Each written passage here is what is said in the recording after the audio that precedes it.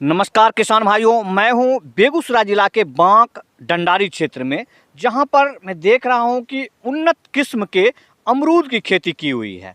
वास्तविक में मैं आपको बता दूं, जो अमरूद की खेती है इसमें किसानों को आर्थिक रूप से उन्नत करने के लिए क्या क्या फ़ायदे हैं।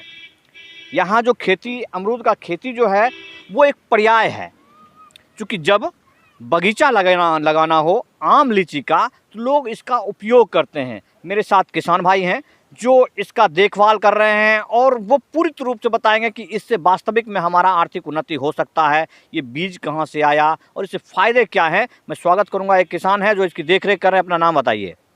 सुशील कुमार। आप इस बगीचा को देखते हैं, हाँ। क्या है ये अमरूद की, क्या किस प्रजाति के अमरूद हैं ये तो हम मेरे समझ से डंकल प्रजाति डंकल मतलब डंकल का आप समझते हैं कि हाइब्रिड बीज है। और ये यहाँ पर लगभग कितने दिन का फसल है ये फसल अभी 3 साल का है। 3 साल का फसल है। मुझे लगता है कि साल 2 साल से आप इससे फसल आपको मिल रहा है। हाँ। तो साल 2 साल से फसल मिल रहा है। इसके बीच में आप देखेंगे कि आम का पेड़, आइए जरा मेरे साथ आइए आप, आम का पेड़ बीच बीच में लगाया जा चुका है। और मल्टीटास्किंग में ज़मीन में जो खेती पर्याप्त खेती है, अब इसमें गेहूं है, गेहूं के साथ मूली डाला हुआ है। इस प्रकार से आपके ऊपर निर्भर करता है कि आप क्या क्या डालना चाहेंगे। मक्की भी डाल सकते हैं या और भी जो हल्दी आदि जो गर्मा फसल, जिस प्रकार की भी फसल आप पैदा करना चाहें वो आप पैदा कर सकते हैं। उसके साथ तो अमरूद यहाँ पर जो है, लोग जानते थे कि इलाहाबाद में ही सिर्फ अमरूद मिलते हैं। यहाँ अमरूद का मंडी बाजार कहाँ जाता है अमरूद?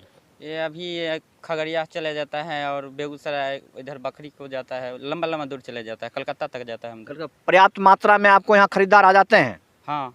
अच्छा, जितने मंडी यहाँ रुकता नहीं है, आपका फसल यदि होता है तो बर्बाद बिल्कुल नहीं होता है।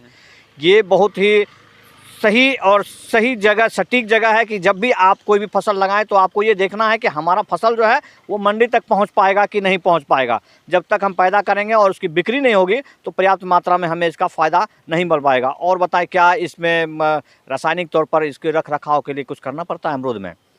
रखने के लिए तो वैसे कुछ नहीं करना पड़ता है, समय समय पर उसका खुदाई करना पड़ता है, थोड़ा छिड़काव वगैरह, मेडिसिन छिड़काव की कोई आवश्यकता नहीं है यहाँ पर? सब नहीं करना पड़ता है। ये बहुत बड़ी बात है कि जो वर्तमान में हम लोग पीड़ित हो रहे हैं वो रासायनिक खादों से पीड़ित होते हैं। तो यहाँ खाद वगैरह कोई जो ऑर्गेनिक खाद ये सब डालते हैं क्या इसमें? वो उर्वरक बोलते हैं। हाँ, उर्वरक बढ़ाने के लिए, ज़मीन को उर्वरक क्षमता बढ़ाने के लिए वो देते हैं। वो देते हैं आप। अभी फिलहाल और क्या सोच है? इससे अलावा आपको क्या लगता है इसके नीचे क्या होना चाहिए जो किसानों को और बहुत फ़ायदा होगा? क्योंकि आप एक बिजनेसमैन भी हैं और इस बगीचा का देखरेख भी कर रहे हैं, तो इसमें क्या होना चाहिए? इसमें तो और गाछ बड़ा हो जाने के बाद तो होगा, ऐसे कुछ नहीं होगा। जब तक अभी छोटे पौधे हैं तब तक छोटा मोटा मक्का, गेहूँ या कोई सब्जी उब्जी लगा सकते हैं। और जब ये आम के पेड़ वगैरह बड़े हो जाएंगे तब इसको निकाल दिया जाएगा, अमरूद को निकाल दिया जाएगा। उसके बाद फिर नीचे कोई फसल बुन सकते हैं।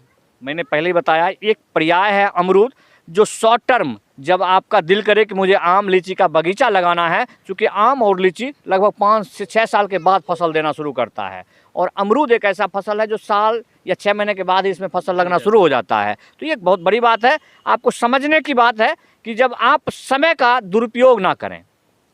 जब आप कोई निर्णय लेते हैं, आपका दिल करता है कि मुझे बगीचा लगाना है, तो ऐसे ऑप्शनल खेती कर आप अपने आर्थिक उन्नति को प्रदान कर सकते हैं। और यहाँ पर जो पर्यावरण के हिसाब से भी मुझे लगता है कि जितना सुंदर बगीचा लग रहा है कि जिसे देखकर हम रुक गए, तो अच्छा भी लगता है और भी लोग आते होंगे देखने के लिए। कहाँ का बगीचा है ये तो अभी ढंडारी में है। मतलब यहाँ के लोगों का है? नाम क्या है इनका जिनका बगीचा है? इनका तो घर है सदानपुर। ऐसे सदानंदपुर बेगूसराय जिला का एक ऐतिहासिक गांव है जहां के रामानंद प्रसाद सिंह, उनका बगीचा है। खेत उनके पास जैसा भी हो, लेकिन उनके सोच के मुताबिक देखा गया है कि पर्यावरण के हिसाब से भी वो अच्छी सोच है और अच्छे ढंग से खेती कर रहे हैं वो। धन्यवाद आपका।